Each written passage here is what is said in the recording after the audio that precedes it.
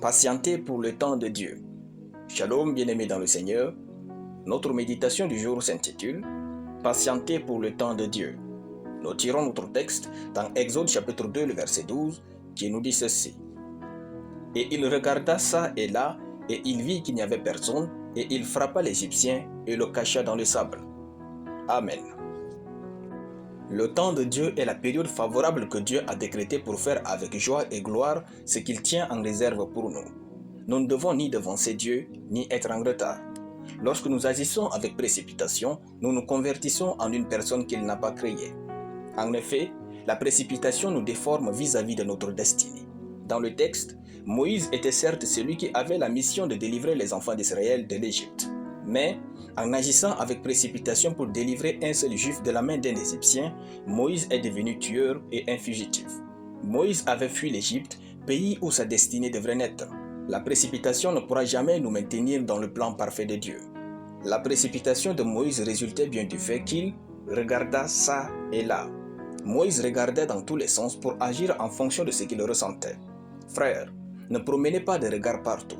Restez focus sur Dieu et sur ce qu'il a pour vous. Dieu peut vous donner en un seul jour ce que les autres ont pris 10 ans pour avoir et bâtir. Cessez de regarder en dehors de Dieu et en dehors de ce qu'il a pour vous. Notre capacité à garder nos yeux et notre esprit sur ce que Dieu tient en réserve pour nous définit bien l'allure de notre succès avec lui. Moïse, en regardant partout avant d'agir, s'est retrouvé dans le désert que Dieu n'a pas initié, contracté un mariage que Dieu n'a pas initié. Exode chapitre 2, le verset 21. Agir avec précipitation nous fait faire ce que Dieu n'a pas planifié pour nous. Apprenons à patienter.